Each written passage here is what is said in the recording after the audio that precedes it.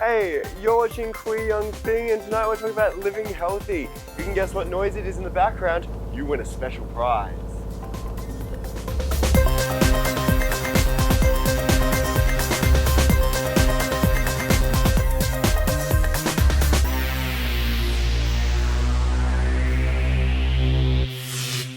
Hey, and welcome to Queer Young Thing. Tonight I'm joined by a crew of Y-gender people, and we're talking about living healthy. Should be some pretty exciting topics, but right now I'm going to introduce you to my panel of guests. We've got Lee, Ashley, and Cannon, all from Y-gender. And tonight we're talking about living healthy and the things that we should do or should not do, to maintain a healthy, active lifestyle. What are some, things that you do in your own lives to try and have a healthy lifestyle? Seeing as you've got those awesome skates on, Ash, why don't you go first? To maintain my physical health, I love to keep active. So I participate in roller derby, and I make sure I do that for quite a few hours a week. How many hours do you put into it? Probably about 5 to 6 hours a week. Okay, cool. Two training sessions. I skate with the West Side Derby dolls, and they've been so great to me. Roller derby is just such an inclusive environment. So for someone who's transgender like me, who I struggled to enter into a team sport, I tried to enter into a women's AFL here in Melbourne, and I wasn't able to find a club, and I would have had to play with men, which for me was a little bit confronting. So playing and roller also derby is looking great. at the size of you, I doubt you'd really want to go crash tackling into someone, say like Dane Yeah, I've got no Swansfield. problem with physical sports and contact sports. It's just that's just a little bit too far. Yeah. So what got you into roller derby? Because roller derby is, I've got friends that do it, and they're so sweet outside of roller derby, just like yourself, but then put them into the skates and the hot pants, and they are psychotic, like frothing at the mouth, hell spawn. Do you get into that? Like, do you turn into a bit of the aggressive? I think so. Yeah, it just sort of overtakes you. But it's such a good outlet in that way. So if you've got a lot of stress in your life, I'd recommend it to anyone who wants to try it out. Lee, what about yourself? You're looking quite toned there. You got a nice, healthy glow about you. What do you do to embrace a healthy lifestyle? I go on morning runs every single morning for about an hour, and I do it in nature, right near a creek. I like being around nature and trees, and that's sort of my alone time, my morning jog. And do chin-ups, bench press, go for walks, and I take care of my skin. Yeah. So is there any reason why you go jogging in the morning? Like, I go jogging in the morning as well, but that's just because when I run, I like to egg myself on and get myself angry to fuel. And there's nothing that quite makes me angry like running first thing in the morning. I'm serious. It just inspires something in me. Why do you choose to run in the morning? I find it really refreshing. Like, there's something really special about hearing like the birds in the morning, and it's cold and the smells. I'm feeling that anger rising. I find it really refreshing. What's your hot tip for healthy living? Don't smoke. Balance. Have a laugh and get out and enjoy life. Keep a balanced life and know what suits you. It doesn't really matter as long as you're super happy and it's not incredibly deadly, whatever you choose. Definitely being in year 12, you need the social work-life balance, because if you go work completely, you're just going to end up, draining yourself to come exams. You're too social, then you'll just flunk when it comes to exams. What about yourself, Cannon? Do you do anything to maintain a healthy and active lifestyle? It can be physical or mental. I've kind of tried to do the get up in the morning and do something. I don't think that's something that really... Don't do it. It's never worked for me. I do enjoy bike polo, so I play that on Sundays, and I really like mountain bike riding. In terms of sort of health, I guess I just try and keep in mind how much time I spend doing work and homework and meeting up with my friends, and I guess all of those things that are to do with health as well, and try and balance my, I'm a vegan, but I still have a terrible diet. It doesn't mean I'm healthy. Well, that's one thing, because you can have, I guess, like a healthy lifestyle, but you can be an unhealthy person. Like, say, someone who eats, let's say, like a vegan, but then at the same time they might be a chain smoker, or they might go out drinking every night, or they might be drug dependent. You know, there are factors that can change that. Not that I'm saying that you are any of those things at all, Gannon. It was just an example. But do you think that there are things that you can be healthy and be unhealthy at the same time? Surely. I was at one point. I was nice and muscly and toned, like Lee, and from an outsider's perspective, I would have looked really healthy and really fit, but I was barely able to jog, and I was smoking every day, and it's just what you see on the outside doesn't always equal fitness on the inside or health. That's very true. Do you agree with that, Lee? Oh, definitely. And diet's really important too. If you're eating crap, you're obviously not going to have a healthy heart. I'm a vegetarian. I've been for a couple of months, and I found that it is really refreshing for the mind and the body as well. Yeah. And as a vegan, how does that feel like when you eat all the healthy foods? And do you eat clean foods or do you eat processed? I tend to enjoy a lot of protein meats. I don't know. I'm not really a salad person either, so I like to kill my vegetables a lot, so they're really soft and So I guess it's good in ways not to have that fat or whatever, but maybe I'm a vegan just because my default is kind of bad, so I need to restrict it somehow. But usually I'm just too busy, really, to think about my diet. But I definitely try and make choices around, the kinds of foods I get or whatever, and where they're sourced. So I'm looking at other people's health as well and their workplaces. What is your hot tip for healthy living? Happiness, definitely. I think mentally you need to be healthy above all things. Exercise. I've just lost 25 kilos myself on cardio and exercise. I'm studying to be a personal trainer. Like I said, I'm trying to quit smoking as well because I'm doing a bit of a lifestyle change. Become a vegetarian and do it properly, and to have meaningful friendships with people around you is probably one of the most important things. Do you think there's a certain attitude that you have to have when you're living a healthy or an active lifestyle? It's that you have to have a destination. It can't just all purely be about just about getting involved and doing it immediately. You should have an aim. Or do you think it's better to go into something without an aim and just doing it for the sake of it? I think it's important to have routine and step by steps rather than say, I'm going to go run a marathon.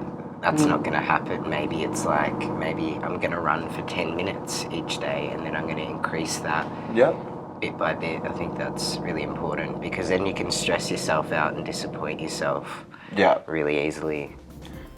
Interesting stuff. Hey, stick around. We've got more Queer Young Thing coming up in a tick. Make sure you get involved with the QYT hashtag on social media.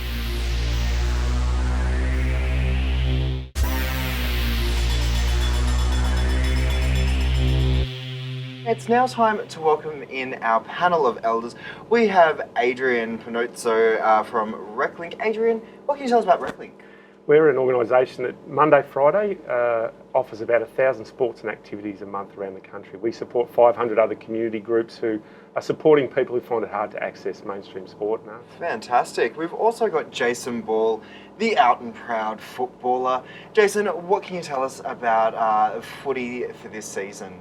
It's nearly over. It's probably over now, but yeah. Well, football for Yarra Glen is over. We made the finals this year, but we only got so far as the qualifying final before getting knocked out. So, unfortunately the season's over, but our pre-season starts pretty quick. And also, it's lovely to see you, Dr. George Forgan-Smith, aka the Healthy Bear. What can you tell us about health at the moment? Oh, it's all exciting. We've got a new government. Who the hell knows what actually is going to help out in health policy, but in the meantime, we can all look after ourselves and make some healthy choices. And what's some healthy choices that spring to your mind? Oh, look, I'm saying every day, 30 minutes of physical movement and lots of different colours on your plate with fruit and vegetable. I can't go wrong. I was thinking about just food dyeing some of my lollies, and then like, Well, whoa! look, certainly tartrazine is a very important supplement for some people. Yeah. No, we are talking about living healthy, and prior to the three of you joining us on the panel, we were talking about physical health. Now, one thing that we didn't get to talk about in the first segment is mental health. Now, Ash, do you have anything that you'd like to add into the topic of mental health? I just think it's something that is ignored quite commonly, and it's just as important as physical health. I think having an outlet where you can sort of, really a cathartic outlet, like maybe an artistic outlet or something, is so important. I can see Adrian following along. So, as part of RecLink, you incorporate physical activity and art, so like painting. And how does that work for people who come along to RecLink for support? Yeah, just picking up on what Ash said, it's about dealing with the whole person. If you really look at your health in pieces or segments, I don't think that's a really good thing to do. One feeds the other, and we find that particularly people who are of poor health, whatever that means, mental or physical, it's just the first step to get involved, where it's really about maybe mental health, depression, social inclusion, which are almost intangible, non-physical things, but they're just as critical in overcoming as a barrier to getting healthy again. What is your hot tip for healthy living? Oh, always wear a condom. Be kind to yourself. That's the biggest thing. Be kind to yourself and you'll be healthy. Don't take too many risky situations into your life, and just always be careful. Jason, as a footballer, you would probably be, I guess, what we'd call, say, the epitome of physical health. But do you find that being physically active necessarily means having a clear state of mental health? Well, I think that the mental health factor definitely plays into, playing on the field, for instance. If I'm having a bad week in my head, I'm often going to have a bad week on the field playing footy.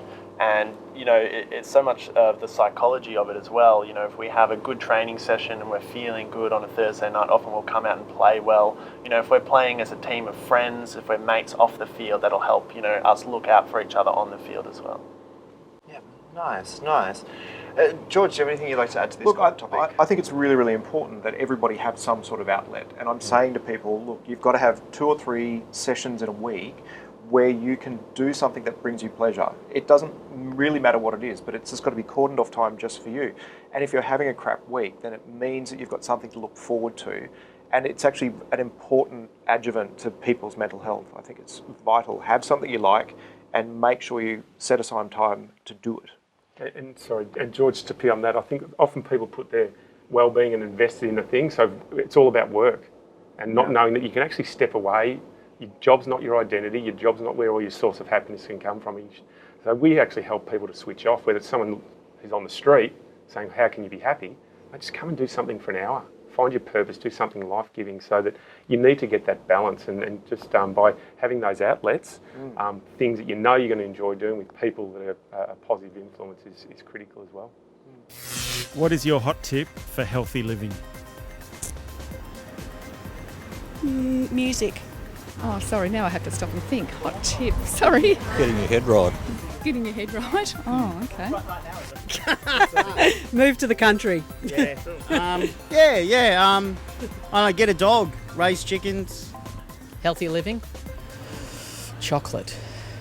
So one question that I have, when we look at, say, living healthy and having that perfect physique, now that does sometimes lead to issues of, say, body image, where we're looking at people who, say we're looking at covers, we're flipping through fitness magazines, or even looking at billboards where we see people who are the epitome of physical health, and then that leads to the desire within ourselves. Some people can take that to a further level where they're trying to achieve something that might be, say, for argument's sake, something that's out of reach. How do we draw a line so we're not leading to, I guess, an aim that we can't attain? I think that's a really, really important topic. And let's face it, most of the people on the cover of a magazine, that's not what they actually look like. It's a very short moment in time, and it's photoshopped, and there's a variety of different things that we need to accept and understand that all bodies are different.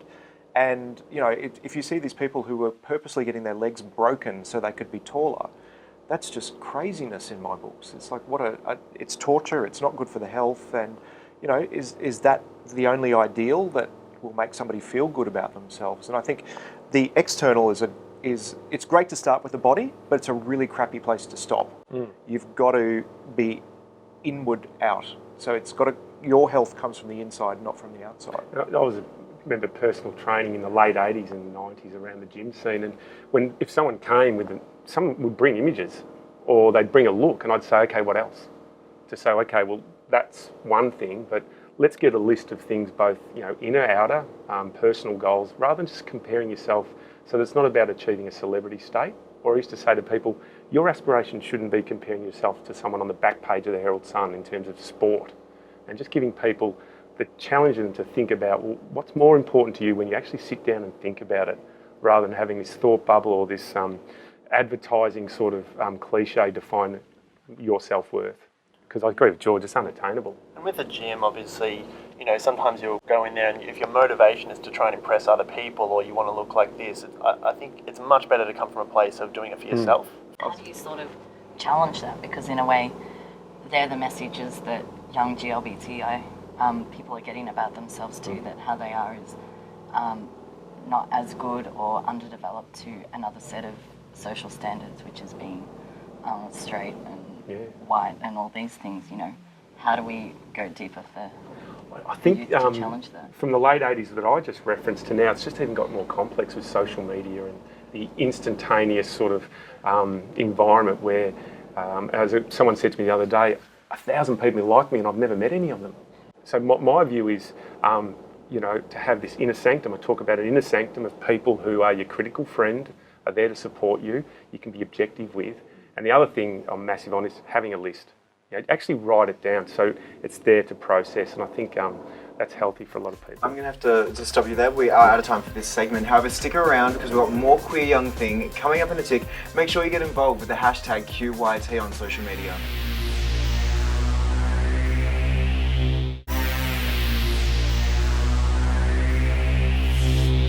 Welcome back to Queer Young Thing. My name is Dylan and I've been joined tonight by some lovely youth. We have Ash, Lee and Cannon, and over in our panel of elders we have Adrian, Jason and Dr. George. Cannon, do you have a question for any of our three wise elders? Sure. Well, we did just talk a bit about body image in the last segment and touched on GLBTIQ youth, and we know that they're a population that struggle with mental health, and I guess challenging some of those ideal messages that society gives us. I was wondering if you had any ideas of how people could challenge them in their own lives, some of these perceptions that they're told about themselves.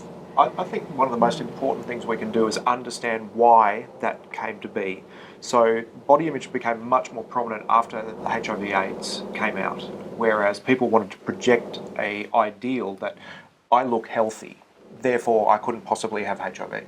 So that's the basis. If you look back to the 70s, most gay men were thin with moustaches and the same white t-shirt and jeans. That's changed after HIV/AIDS, where there was beliefs that if you could be big and muscular, you would project the idea that you're healthy.